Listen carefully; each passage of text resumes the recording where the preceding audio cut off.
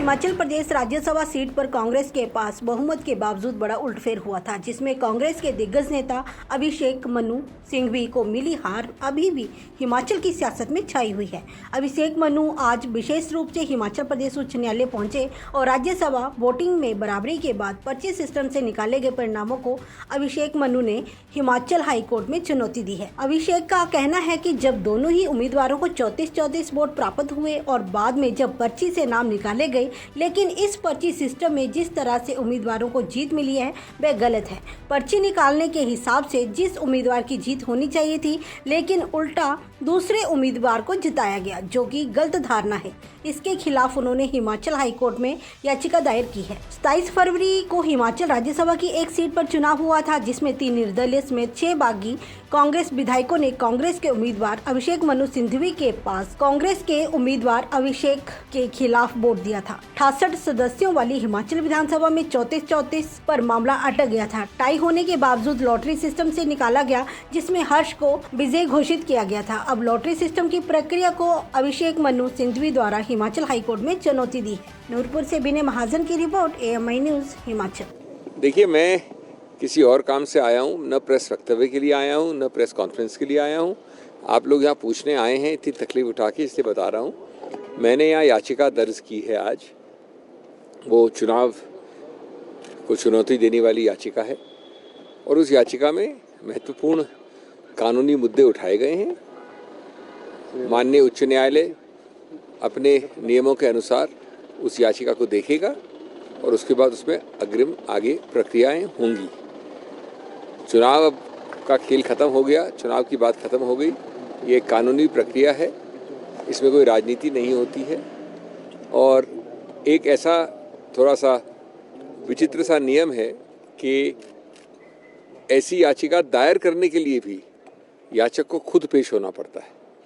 आमतौर पे दायर करने के लिए खुद पेश होना आवश्यकता नहीं होती है, लेकिन चूंकि नियम ऐसा है इसलिए मैं आया हूँ, नहीं तो मैं आने का कोई शायद आवश्यकता भी नहीं होती इस वक्त। बाकी क्या होगा वो बात की बात है, जब ये माननीय उच्च न्यायालय इसको देखेगा और इस पर एक्शन लेगा। सर, किस तरह की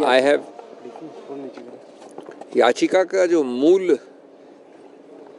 स्रोत है, जो मूल उसमें ग्राउंड लिया गया है, वो संक्षेप में सिर्फ इतना है कि ये धारणा, ये प्रचलन या ये इंटरप्रिटेशन किसी नियम का, जिसके अंतर्गत जिसका नाम अगर टाई में, अगर बराबरी में जिसका नाम निकले वो हार जाए, ये धारणा, ये प्रचलन, ये इंटरप्रिटेशन कानूनी रूप से गलत है।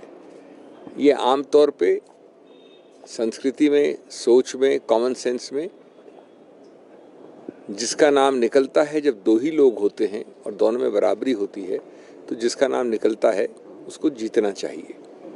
ये जो नियम का इंटरप्रिटेशन दिया गया है किसी के भी द्वारा, वो गलत है और इसलिए अगर ये इंटरप्रिटेशन गलत है तो जो परिणाम घोषित हुआ वो भी गलत होगा। ये भी मानना है कि जो एक्ट है, जो कानून है, उसमें ऐसा कोई नियम नहीं है।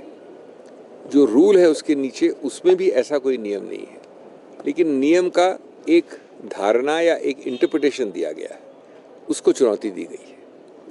I have not come here for a press conference, I have not come here for dealing with the press. I happen to be here for a legal process. All the elections are over, politics is over.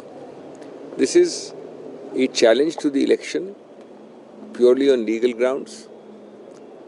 One of the main legal grounds is that there is nothing in law, neither in the act nor in the rules, which compels an interpretation, which requires that the person whose name is drawn up in a draw of lots is the loser. It defies common sense.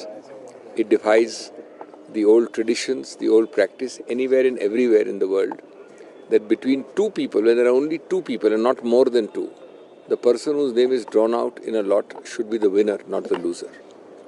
If our contentions are accepted ultimately by the Honorable High Court, then the result declared would have to be declared to be wrong. There is a strange procedure for election petitions which requires the petitioner to be present himself to file it. That is why you find me here today. That's about the long and short of it. I'm here only for a few hours.